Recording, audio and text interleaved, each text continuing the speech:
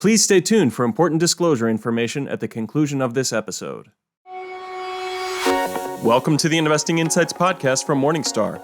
We are at the halfway point of 2021. In this week's podcast, we feature our analysts' takes on the year so far. Find out how ETFs and funds have been performing, get some ideas for dividends, and learn some tips on how to perform an effective mid-year portfolio checkup. Let's get started. Here are Susan Jabinski from Morningstar Inc. and Ben Johnson from Morningstar Research Services. Hi, I'm Susan Jabinski with Morningstar. Half of 2021 is in the books. Here with me to provide a mid-year look at the ETF landscape is Ben Johnson. Ben is Morningstar's Global Director of ETF Research. Hi, Ben. Thanks for being here today. Hi, Susan. Thanks for having me. So let's begin by talking a little bit about first half performance through the lens of ETFs.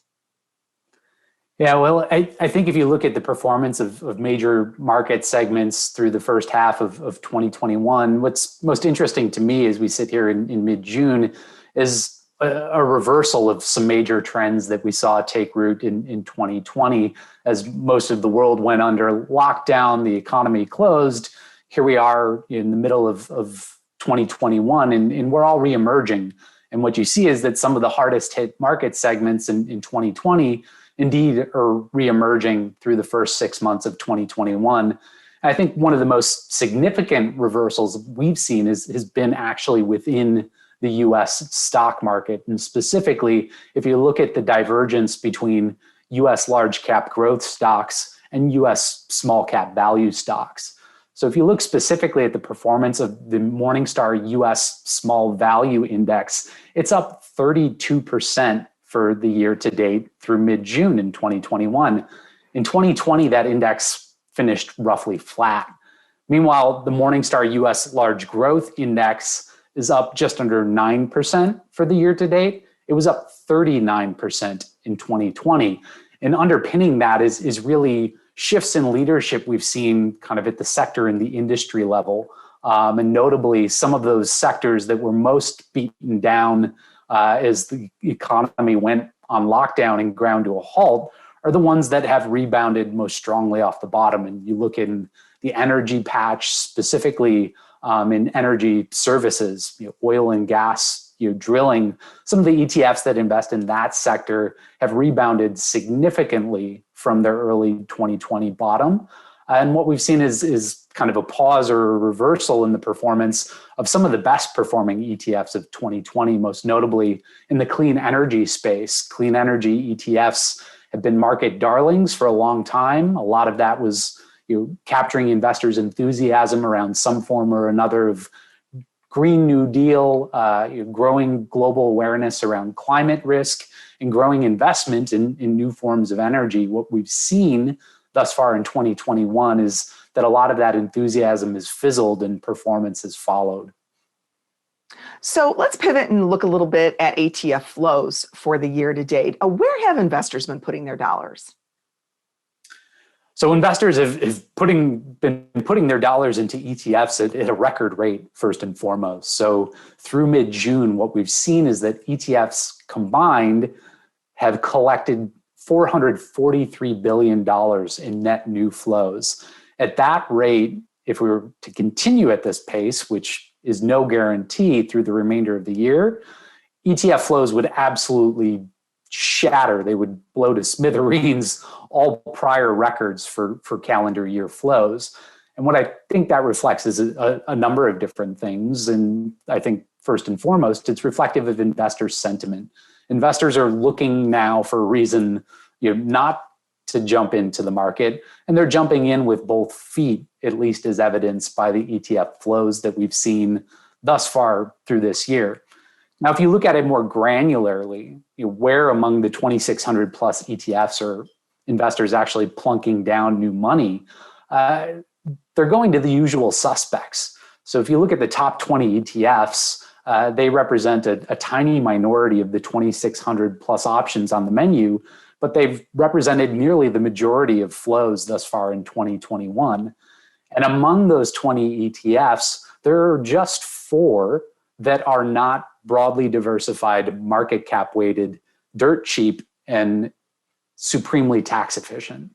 So investors are sticking to their knitting. They're generally putting their money into broad US total market funds, emerging markets total market funds, international total market funds, core bond allocations, funds that are underpinned by the Bloomberg Barclays aggregate index. They're keeping it simple. They're keeping it cheap, which is a trend we've seen now for quite some time within the ETF marketplace. The other area that I would single out is specifically U.S. value stocks, and not just U.S. value stocks. I should stress actually, but value stocks more broadly. So if you look specifically across ETFs that fall in the Morningstar either large, mid, or small value categories, what we've seen is that through mid-June 2021, $68.5 billion of net new money has gone into US stock value ETFs. Value has been resurgent, as I alluded to earlier, and investors are piling on in a way that they haven't in years. And then lastly, Ben, would you say that there are any stories that have been particularly noteworthy in the ETF landscape the first half of 2021? Well, I think one of the more interesting and in my mind entertaining stories really falls in the camp of ETF product development. So some may recall that while we were living in lockdown and living, working, doing everything from home last year, there were 3 different work from home themed ETFs that were launched in 2020. Now, if you fast forward to today, what we've seen thus far this year is that there are any number of different reopening themed ETFs that are now being launched. Like, let's get back to work, let's get out in the world, let's invest in all of those companies that are positioned to benefit from things beginning to normalize. So be it cruise lines, airlines, hotels, you name it, as we get out of our house and back into the world. So it's a trend we see play out time and time again, that product development tends to focus on whatever's kind of right in front of our face and whatever's performing well too. And a lot of these sectors have performed quite well as things have begun to normalize. So I think that's interesting. The other sort of less sort of entertaining and more substantial developments that we've seen, I think, are really highlighted by the recent conversion of 4 of Dimensional Fund Advisors' tax-managed mutual funds into ETFs.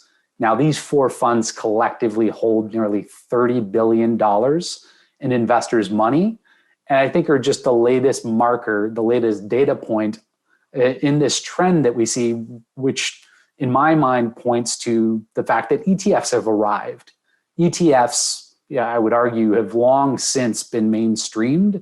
But when you begin seeing, and Dimensional Fund Advisors is just one among currently just 2 examples of mutual funds converting to ETFs, it reflects, in my mind, a growing recognition among not just product manufacturers, the asset managers, but also their clients, investors, that the ETF is just a wrapper. And it's a wrapper that has certain very important benefits for investors, namely cost efficiency, tax efficiency, availability to the extent that they trade like a stock on exchange. And I think the direction of travel has long been clear, but is clearer still, that ETFs are going to continue to gain market share from other formats, and I think most notably from traditional mutual funds, as investors begin to recognize these benefits and allocate more of their capital at the margin to ETFs, or in other cases, we could very well see more mutual funds convert to an ETF format in the future. So another data point among many that ETFs have arrived, that they're more popular for investors, and they're more popular because they're doing good for investors at the end of the day. They're a format that allows investors to keep more for themselves and fork less over to either asset managers or Uncle Sam. And that's a good thing. That sure is. Ben, thank you for your perspective today on the first half of 2021. And we'll see you again in 6 months and talk a little bit about how perhaps things have changed through the remainder of 2021. We appreciate your time. Thanks so much, Susan. I'm Susan Jabinski with Morningstar. Thank you for tuning in. Expand your investing horizons and look to the long term with Morningstar's podcast, The Long View. Join hosts Christine Benz and Jeff Patak as they talk to influential leaders in investing, advice, and personal finance. Search for and subscribe to The Long View today. Now, Susan Jabinski talks to Russ Kinnell from Morningstar Research Services. Hi, I'm Susan Jabinski with Morningstar. We're halfway through 2021. Joining me today to talk about fund performance and fund flows during the first half of the year is Russ Kinnell. Russ is Morningstar's Director of Manager Research and editor of Morningstar Fund Investor. Hey, Russ, thanks for being here today. Glad to be here.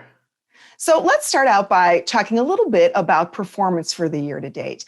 What fund categories have done especially well during the first half, and what's been driving that performance? Energy's been doing really well, small value, real estate, financials, all the areas that were terrible to be in the COVID sell-off in the first quarter of 2020 have been the best places this year. And it's really the reverse, right? People are being vaccinated, the economy is surging back. And so a lot of those areas were really economically sensitive.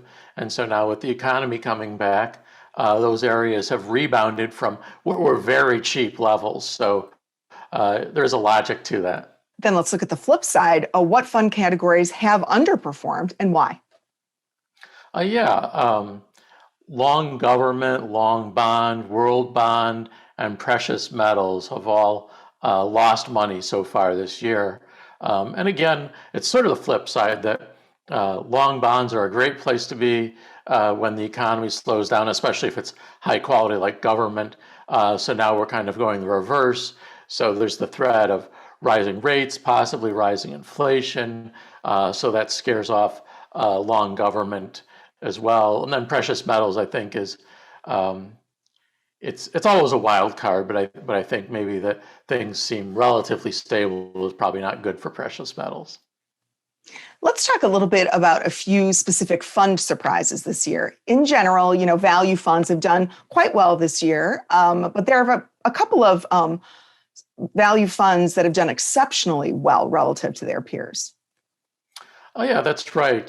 Funds like Hotchkiss & Wiley Mid Value, DFA US Small Value have done really well. And again, those were funds that really got crushed in the bear market last year. Hotchkiss & Wiley Mid Value was one of the worst performers, huge energy bet. Of course, it gets hurt. And then I think DFA just reflects that that low end, that cheap end of the small cap area was the worst place to be last year. And so now, again, we're getting that rebound. It's a good reminder that sell-offs can be dramatic, but so can the rebounds. The rebounds can be pretty violent too. And conversely, growth funds have struggled a little bit this year relative to value funds. And we've seen a couple of our favorite smaller growth funds from Artisan and Brown Capital Management really bring up the rear in their respective categories this year. What's going on there? Yeah, sectors really tell the story. If you look at both Brown and Artisan, their portfolios are almost all tech and healthcare. And tech's done okay, but healthcare has been hurt. So being overweight healthcare hurts. And then they also are lighter in some of the value side that some of their peers might at least have some exposure to, like financials. So that combination is pretty rough. So those two funds are about flat for the first half. And then let's talk a little bit about flows for the year to date. Bond funds continue to attract assets from investors, despite the fact that the stock market's done quite well during the first half of the year. What categories in particular have been getting the most attention, and why do you think that is? Yeah, it seems like core bond funds are really popular. So intermediate core plus, and short-term bond. And as you say, if you're looking at returns, you wouldn't have guessed those would be the big draws. I think some of it is still maybe just remembering last year where it was pretty scary time to be in the equity markets, even though for them it turned out pretty well, but it was very scary for a while there. So I think that some of it is just risk aversion. Some of it may also be a little rebalancing that after equities outperformed the prior year, some of that money may be just moving into bonds. to compensate for the fact that their bond portfolio was drawn down a bit. So, Russ, the large blend and the large growth categories have seen pretty sizable outflows this year. Why do you think that is? Yeah, we've seen within open and large growth and large blend are getting a lot of redemptions. I think it reflects a move that we've seen for a long running time, move from active to passive. Also, growth had a bit of a hiccup earlier in the year, and that may have scared off some people. Well, Russ, thank you so much for your perspective on the first half of 2021, and we'll talk to you again in December or early January to recap the entire year. We appreciate your time. You're welcome. I'm Susan Jabinski with Morningstar. Thanks for tuning in. Next, Dave Sekera from Morningstar Research Services highlights dividend ideas. Investors focused on income have been having an increasingly harder time finding new opportunities this year. The stock market has been making new highs as earnings growth has been robust, but dividend growth has not been able to keep up with prices, and as such, dividend yields have been falling. In the fixed income market, interest rates on U.S. Treasury bonds bottomed out earlier this year, and they have rebounded a bit, but at 1.5%, the yield on a 10-year Treasury bond has still only returned to its pre-pandemic historical lows. In the corporate bond market, credit spread on corporate bonds does provide some extra yield for investors, but the spreads are at their tightest levels since before the 2008 global financial crisis. Currently, the yield on the Morningstar Corporate Bond Index is only 2%, and the yield on our high yield index is only 4%. So with fixed income investments offering such low returns, many investors have turned to dividend-paying stocks. We do think this is a worthwhile strategy, but we also believe it pays to be choosy in the stock market. Among dividend stocks, we focus on those that not only have a solid dividend yield, but also promising growth prospects that will support future dividend growth. We also look for companies with long-term, sustainable competitive advantages, also known as an economic moat, and those that are trading at a discount to our fair value. So I'm going to review a few today that meet that criteria. First up is Compass Minerals, ticker CMP. Compass is a 4-star rated stock, and it currently pays a dividend yield of just under 5%. It's trading at a 25% discount to our fair value, and we rate the company with a wide economic moat. The consensus forward PE ratio is 25 times, but we expect strong earning growth over the next few years. So Compass's main business line is mining and selling salt, of which the majority is sold for highway de-icing. Our wide economic moat rating is based on the company's position as one of the lowest cost producers in the industry. Salt prices had declined this past winter as its customers were still sitting on huge piles of salt inventory from 2019 when there was a much milder winter and lower than average snowfall. Last winter's snowfall was average, and as such, we expect the inventories will work down to more normalized levels, and that's going to allow Compass to be able to raise prices this next winter.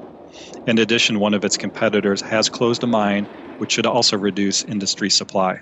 Lastly, the firm has been in the process of selling non-core assets and using those proceeds to repay debt, thus shoring up its balance sheet and putting the company in a better position to weather any future storms. Next on the list is Gilead, ticker GILD. Gilead is a 4-star rated stock, and it currently pays a dividend yield of 4.2%. It's trading at a 16% discount to our fair value, and we rate the company with a wide economic moat. The consensus forward PE ratio is 9.4 times. Gilead develops and markets therapies to treat life-threatening infectious diseases, with the core of its portfolio focused on HIV and hepatitis B and C. These markets are mature and likely won't deliver growth, but they do produce strong margins and cash flow for the firm. Our wide economic moat rating is based in part on its patent protection on these existing treatments.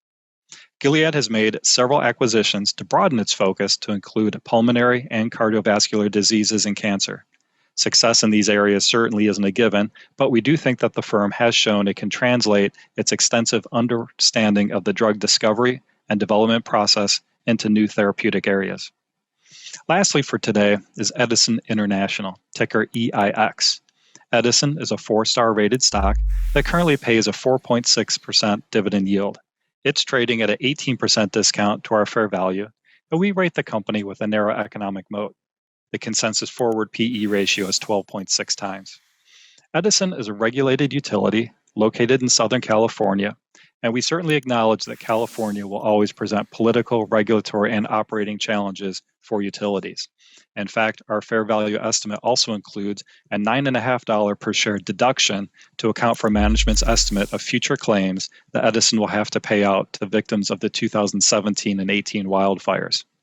However, the state's aggressive clean energy goals will also produce more growth opportunities than you'd see at most utilities. For example, we think state policies, including California's target to be 100% carbon-free by 2045, will force regulators to support Edison's investment plan and earnings growth. The combination of Edison's plans for $5 billion in annual capital investment, along with good regulatory support, will allow the company to be able to generate 6% annual earnings growth. Growth opportunities at Southern California Edison address a wide range of areas, including grid safety, renewable energy, electric vehicles, distributed generation, and energy storage.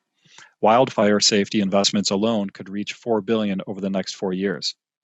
Edison will also benefit over time from the adoption of electric vehicles. Not only will Edison supply the electricity to recharge those batteries, but it also has one of the largest electronic vehicle charging stations in the United States. And lastly, Christine Benz from Morningstar Inc. uncovers hotspots for your mid-year portfolio checkup. I'm Susan Chabinsky with Morningstar. We're about halfway through 2021, and many investors may be thinking about conducting a portfolio checkup. What specifically should they be looking at this year? Joining me today to discuss the topic is Christine Benz. Christine is Morningstar's Director of Personal Finance. Hi, Christine. Thank you for being here today. Hi, Susan. It's great to see you. So one question that investors often have is how often should they be checking up on their portfolios and making changes? I really think less is more from the standpoint of portfolio checkups. Once a year, twice a year, maybe every quarter at the very most. And, I once heard someone compare your portfolio to a bar of soap, that the more you touch it, the smaller it gets. So I think that investors should keep that in mind, that if they are in there doing tinkering, being really watchful of their portfolio, I think they're more inclined to get in there and make changes, which in hindsight, they may wish they didn't make. So less is more. I think a good maybe once, twice, 4 times a year review is absolutely plenty. And then what are the key issues that investors should really be paying attention to each and every time they conduct a portfolio checkup? I always like to start portfolio checkups with kind of a wellness check.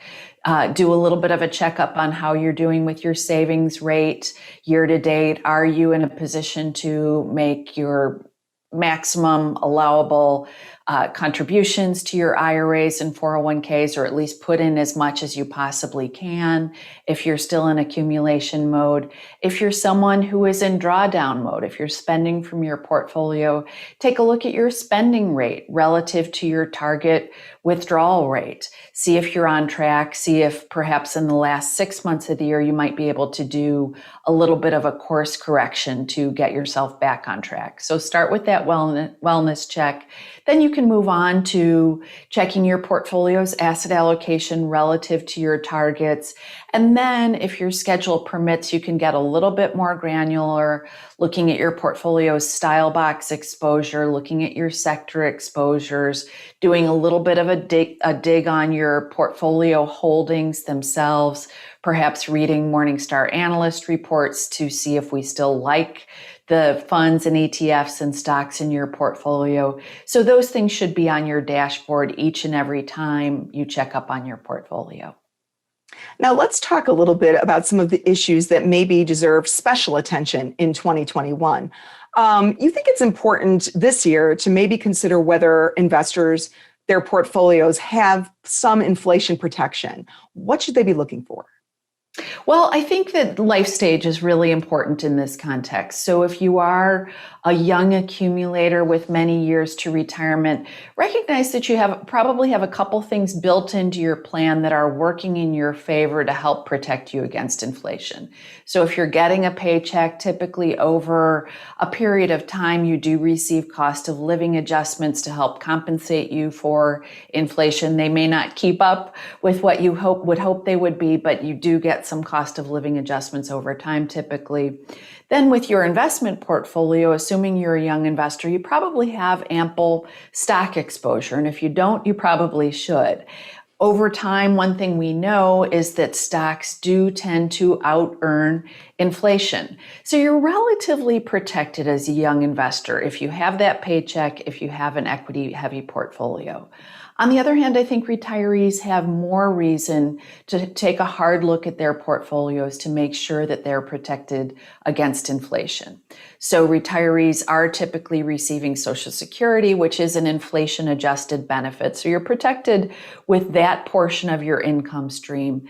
But the portion of your income that you're withdrawing from your portfolio is not inherently inflation protected. So that argues for you too to have ample exposure to stocks, and then to make sure that the safer portion of your portfolio, the bonds and perhaps cash investments, also have a little bit of inflation protection.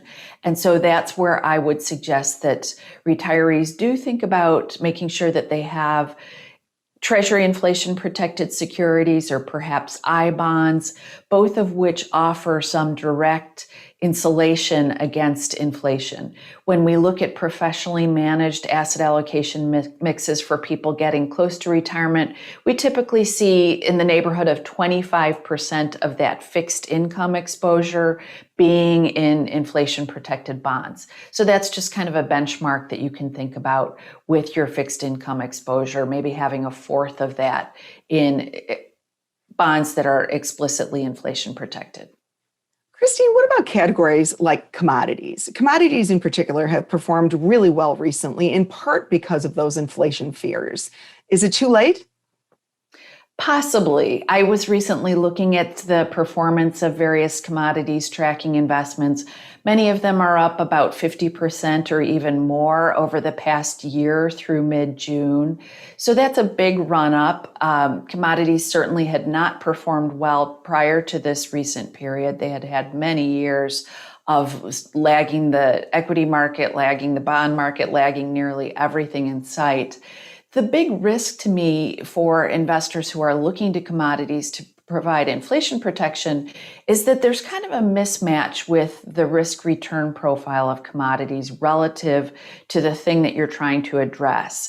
So when we think about the risk that inflation poses to a portfolio, well, what it is that it'll take a slight bite out of your portfolio every year, out of the purchasing power of that portfolio.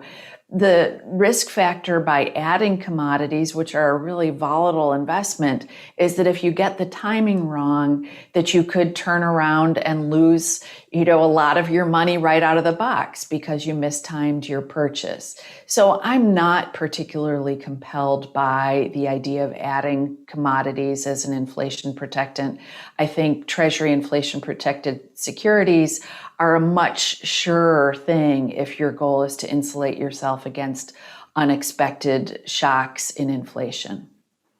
And let's talk a little bit about bonds. Interest rates have ticked up a little bit, in part because of those inflation fears, which has sort of dampened the performance of bonds and bond funds. How should investors be thinking about bonds today? Well, I do think that you want to have them, especially if you are close to retirement. You want to make sure that you have that ballast in your portfolio that you could draw upon if we did have some equity market weakness. You certainly don't want to overdo your exposure to safe investments like bonds because some of the interest rate risks that you alluded to, Susan, and also just the fact that we have very low yields on bonds today, which suggests that their return potential could be pretty constrained. With fixed income exposure, my bias is usually to keep that portion of the portfolio pretty safe. So to not overextend into some of the lower quality fixed income assets that might boast attractive yields, but instead stick with high quality fixed income investments, generally stick with short and intermediate term bonds, but really not take too much risk with that portion of the portfolio, recognizing that you want it to be there to be something that you could spend through if you needed to in a period of equity market weakness. We've seen a really strong rally in some of the risky fixed income assets already, I would be reticent to suggest that investors move into them in a really big way at this point in the cycle. And speaking of rallies, we've seen a tremendous rally in value stocks this year, which were quite unloved for a very long time. Is there anything investors should be doing in response to that? Well, if investors haven't taken a look at their portfolio style box exposures for a while, they may still find that they are overextended into the growth side of the style box. When we look at performance any longer than 1 year, you still see very strong outperformance of growth stocks relative to value. So if you haven't looked at that recently, you may still consider adding to value, but both sides of the style box have now performed very well over the past year.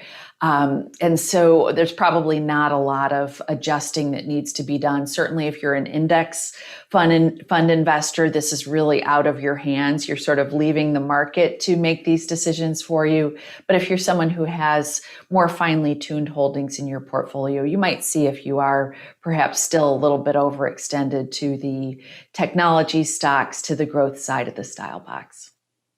Well, Christine, thanks for giving us a game plan for our mid-year portfolio review this year. We appreciate your time. Thanks so much, Susan. I'm Susan Jabinski with Morningstar. Thanks for tuning in. That does it for this week's Investing Insights podcast from Morningstar.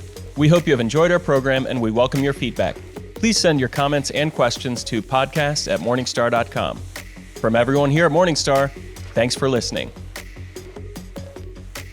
This recording is for informational purposes only and should not be considered investment advice.